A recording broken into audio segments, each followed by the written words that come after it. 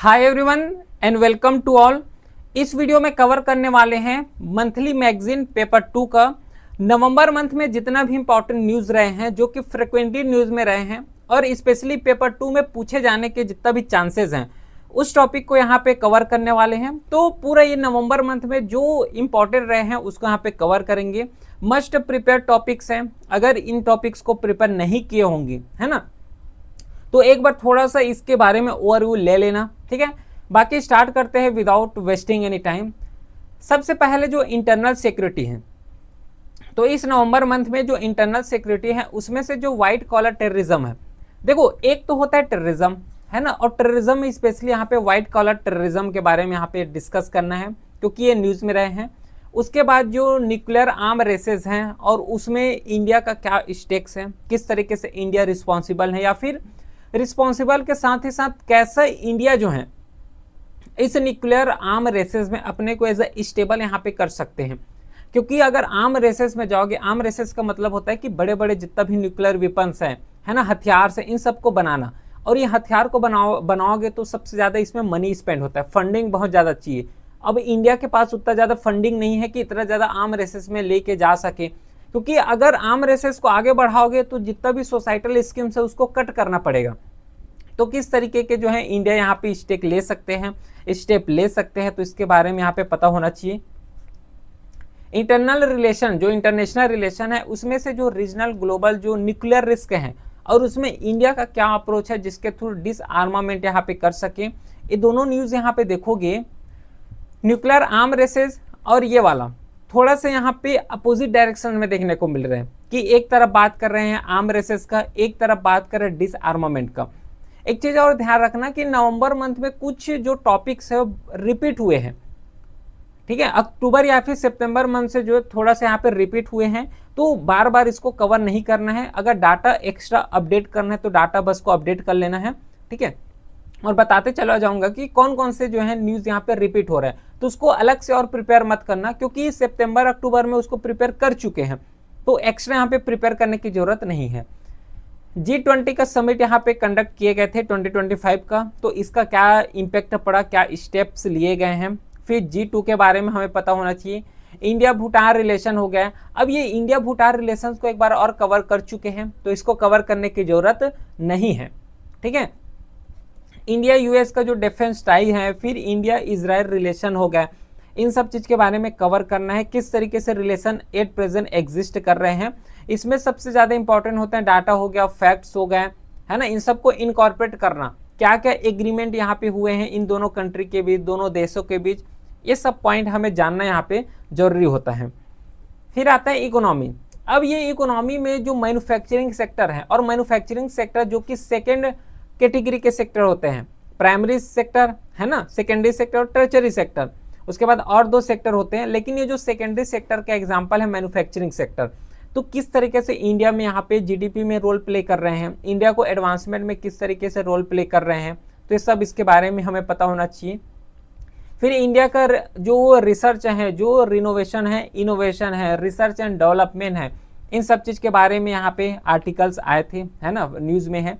फिर world inequality report हो गया 2026 का, तो इसके बारे में हमें कवर करना पड़ेगा, ठीक है। फिर ग्रीन हाइड्रोजन हो गया जो कि प्रोडक्शन पोटेंशियल, मतलब एज अ इंडिया, तो इंडिया के पास ग्रीन हाइड्रोजन प्रोडक्शन करने में कितना पोटेंशियल, कितना कैपेबिलिटी है ना, क्या क्या इसका चैलेंजेस आ रहे हैं, किस तरीके से वे फॉरवर्ड हो सकते हैं। और जितना भी टॉपिक यहाँ पे कवर कर रहे हैं ध्यान रखना सब पेपर 2 के पॉइंट ऑफ व्यू से ओरिएंटेड है, पेपर 2 के हिसाब से यहाँ पे कवर करना है। इसमें केवल फैक्ट्स रट के जा रहे हैं नहीं, फैक्ट्स तो मिलेगा लेकिन आंसर राइटिंग जिस तरीके से कर पाओगे उसी के अकॉर्डिंग यहाँ पे प्रिपेयर करना है। इम्प्लीमेंटेशन ऑफ लेबर कोड हो गया, अभी जो कि 4 लेबर कोड यहाँ पे इम्प्लीमेंट किए गए हैं, तो इसको किस तरीके से इम्प्लीमेंटेशन कर सकते हैं, क्या क्या चैलेंजेस आ सकता है। फिर मैरीटाइम सेक्टर हो गया। अब ये मैरीटाइम सेक्टर को एक्चुअली ब्लू इकोनॉमी के टर्म्स में प्रीवियस क्लास में डिस्कस किए हैं, तो इसको मत कवर करना, ठीक है। अगर कोई डाटा एक्स्ट्रा मिलता है तो एक्स्ट्रा यहाँ से कवर कर लेना, एक्स्ट्रा डाटा को कवर करना है, लेकिन पूरा यहाँ पे हर एक पॉइंट को कवर करोगे तो ये उतना ज़्यादा इफिशिएंट वे में कवर नहीं हो पाएगा, स्मार्ट वे इसको नहीं बोलेंगे क्योंकि ब्लू इकोनॉमी तो ऑलरेडी कवर कर चुके हैं, ठीक है। इन्वायरमेंट का अगर बात करें तो जो UNFCCC COP30 का यहाँ पे समिट हुआ है, तो इसके बारे में पता होना चाहिए। 10 ईयर्स हो गए हैं पेरिस एक जो अकॉर्ड है, ठीक है, ये अकॉर्ड है पेरिस अकॉर्ड को। तो एक्चुअल में पेरिस अकॉर्ड है क्या, पेरिस एग्रीमेंट क्या होते हैं, इंडिया फॉरेस्ट कंजर्वेशन किस तरीके से इफर्ट में ला रहे हैं। अभी जो है फॉरेस्ट कवर का रिवाइज यहाँ पे रिपोर्ट आए हैं उस 2023 का, ठीक है, तो उसको यहाँ पे पता होना चाहिए अगर उस डाटा को यहाँ पे कोट करोगे, क्योंकि 2023 में जो रिपोर्ट आया है वो अभी के लिए लेटेस्ट रिपोर्ट है, इसके बाद और कोई रिपोर्ट यहाँ पे पब्लिश नहीं किए गए हैं। तो इसमें जो इंडिया फॉरेस्ट कंजर्वेशन इफर्ट है, तो इसमें यहाँ से जो है डाटा को कोट कर सकते हो, गवर्नमेंट ऑथेंटिक डाटा है। फिर बेलम हेल्थ एक्शन प्लान के बारे में यहाँ पे क्वेश्चन पूछे गए हैं। एयर पॉल्यूशन न्यूज में रहे हैं, इसको मत कवर करना क्योंकि प्रीवियस कवर कर चुके हैं। इंडिया का जो रिन्यूएबल एनर्जी ग्रोथ है इसको कवर करोगे। वल्चर्स के बारे में, क्या इसका ट्रीटमेंट हो रहे हैं, क्या इसका सॉल्यूशन हो सकते हैं, स्पेशली वल्चर के रेस्पेक्ट में। तो इन्वायरमेंट में केवल यही कुछ इंपॉर्टेंट टॉपिक्स हैं जो कि नवंबर मंथ में न्यूज में रहे हैं।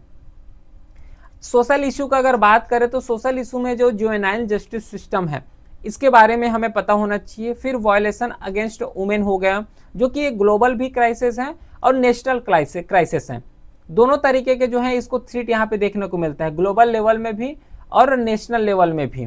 तो वायलेंस अगेंस्ट वुमेन से क्या क्या यहाँ पे रूल्स रेगुलेशन इंडिया में इंप्लीमेंट किए गए हैं और इंडिया के साथ इंटरनेशनल में क्या रूल्स और रेगुलेशन इंप्लीमेंट किए गए हैं, दोनों के बारे में पता होना चाहिए। फिर डेनमार्क ने बैन किए हैं यहाँ पे सोशल मीडिया चिल्ड्रन के लिए। अब यहाँ पे आर्गुमेंट वाले क्वेश्चन आते हैं, क्या इंडिया में सोशल मीडिया बैन करना चाहिए फॉर चिल्ड्रन या फिर नहीं। आर्गुमेंट देना है, आर्गुमेंट के साथ यहाँ पे सपोर्टिंग भी करना है ना, क्योंकि कुछ भी चीज को बोलोगे तो ऐसा तो रैंडमली तो कुछ नहीं बोलोगे, तो उस अपने सपोर्टिंग के लिए डाटा हो गया, फैक्ट्स हो गया, हिस्टोरिकल पॉइंट हो गया, इसको इनकॉर्पोरेट कर सकते हो। फिर आर्टिफिशियल इंटेलिजेंस स्कूल एजुकेशन में इंक्लूड करना चाहिए नहीं करना चाहिए, ये टॉपिक जो है कल के क्लास मतलब जो प्रीवियस जो मंथ रहे हैं उसमें कवर किए हैं, तो इसको नेग्लेक्ट कर सकते हो। अब हमें बात करना है फूड सिक्योरिटी से न्यूट्रिशनल सिक्योरिटी की तरफ, है ना। फूड सिक्योरिटी तो है, फूड सिक्योरिटी के साथ साथ वो न्यूट्रिशनल भी होना चाहिए, तो इसके बारे में हमारे पास कंटेंट होना चाहिए। अगर क्वेश्चन आ जाए तो एटलीस्ट यहाँ से बन जाए, ठीक है। साइंस एंड टेक्नोलॉजी का अगर बात करें तो साइंस एंड टेक्नोलॉजी में जो ग्लोबल टीबी जो रिपोर्ट यहाँ पे पब्लिश किए हैं 2025 का, तो इसको पता होना चाहिए, इसके बारे में पता होना चाहिए। अब ये टीबी जो है बहुत ही ज़्यादा इशू रहता है और सेंसिटिव टॉपिक भी है ना, डिसीज के मामले में बहुत ज़्यादा सेंसिटिव है, और यहाँ से क्वेश्चन डायरेक्टली क्वेश्चन पूछ सकते हैं कि किस तरीके से जो है टीबी को यहाँ पे इलिमिनेट किए जा रहे हैं, ग्लोबल इफर्ट क्या है, ग्लोबल इफर्ट के साथ नेशनल इफर्ट किस तरीके से लिए जा सकते हैं, तो ये क्वेश्चन यहाँ से आता है। National one health mission schemes हैं, यहाँ से क्वेश्चन बन सकता है। National action plan on anti microbial resistance वाला जो है, एक्चुअल में एंटी माइक्रोबियल रेसिस्टेंस को प्रीवियस क्लास में किए हैं, ठीक है, प्रीवियस मंथ जो कवर किए वहां पे, लेकिन अब इसे जो है 2.0 के साथ लिंक करके कवर कर लेना, ठीक है। तो एंटी माइक्रोबियल रेसिस्टेंस हो जाएगा और एंटी माइक्रोबियल रेसिस्टेंस 2.0 हो जाएगा, तो दोनों को एक साथ इनकॉर्पोरेट कर सकते हो। पॉलिटी एंड गवर्नेंस टॉपिक को अगर देखें तो पॉलिटी एंड गवर्नेंस टॉपिक में यही कुछ टॉपिक्स हैं, जिसमें से जो स्टेडॉक है इसके बारे में मैनेजमेंट करके कवर किए हैं, क्लास में कवर किए हैं, इसको मत करना। सेकेंड टॉपिक जो land registration system in India, और लैंड को रजिस्ट्रेशन करना है इन डिजिटल फॉर्मेट में, तो ये टॉपिक को यहाँ पे कवर करोगे। फिर पर्सनल डाटा प्रोटेक्शन रूल आया है 2025 का, इसको कवर करना है। एआई किस तरीके से गवर्नेंस में रोल प्ले कर सकता है, गवर्नेंस के गाइडलाइन में किस तरीके से रोल प्ले कर सकता है, स्पेशली इंडिया जहाँ पे डाइवर्सिफाई कंट्री है, पॉपुलेशन ग्रोथ कंट्री है। फिर लोअर जुडिशरी हो गया, लोअर जुडिशरी के साथ जो ट्राइब्यूनल्स हो गया, तो इसका क्या रोल प्ले होता है as compared to supreme court, तो जो लोअर जुडिशरी इसका क्या इम्पैक्ट होता है। फ्री लीगल एड, इसको मत करना, ये कवर कर चुके हैं। कल्चर के बारे में अगर बात करें तो इस मंथ में कल्चर से रिलेटेड कुछ ज़्यादा ही न्यूज़ हैं, जैसे कि भगवान बिरसा मुंडा हो गया, इसके बारे में पता होना चाहिए। अभी जो आर्य समाज हो गया, इसका 150 ईयर्स सेलिब्रेट किए हैं, तो इसके बारे में एटलीस्ट पता होना चाहिए। सरदार वल्लभ भाई पटेल हो गया, उसी के साथ 150 ईयर्स हो गया वंदे मातरम को। फिर जो कॉलोनियल माइंडसेट है, क्योंकि ब्रिटिशर्स के द्वारा इंडिया में रूल किए हैं, तो किस तरीके से माइंडसेट इंडिया में रह गए हैं, उसको कैसे जो है डिसमेंटल कर सकते हैं, तो इसके बारे में न्यूज़ में है। तो कल्चर रेस्पेक्ट से केवल इतना ही टॉपिक यहाँ पे कवर करना है। आई होप हर एक टॉपिक यहाँ पे कवर हो गया है ना, हर एक टॉपिक को अच्छे तरीके से कवर किए हैं। कोई भी टॉपिक छूट रहा होगा है ना, अगर प्रिपरेशन नहीं किए होंगे तो यहाँ से एक बार देख लेना, एक बार मैच कर लेना। अगर कोई टॉपिक अगर लगता है कि ये टॉपिक छूट रहे हैं तो एक बार अपने से कवर कर लेना, है ना। जितना ज़्यादा थोड़ा सा कंटेंट रखोगे है ना, तो जब एग्जाम हॉल में बैठोगे तो एटलीस्ट पता हो, कोई भी टॉपिक आ जाए तो उसके बारे में थोड़ा बहुत तो पता हो, ताकि अपने से भी लिख पाओ। क्लियर है, समझ आ गया।